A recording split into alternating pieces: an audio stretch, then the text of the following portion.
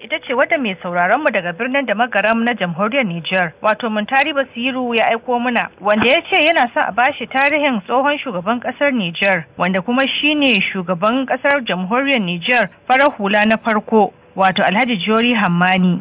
To domin amsa wannan tambayar taka abokin aiki na Abdu Halilu ya tattauna da Farfesa Ado Muhammad na Jami'ar Abdulmumini Jofo. An haifi shugaban jamhuriyar Nijar na farko Alhaji Jori Hamani ranar 6 ga watan 6 na shekara ta 1916 a garin Sudure cikin Nijar.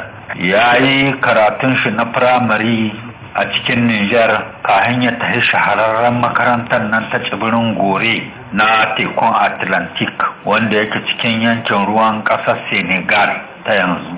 A nan ya fito malamin makaranta inda ya dawo Nijar ya koya zuwa daga 1936 har zuwa 1938.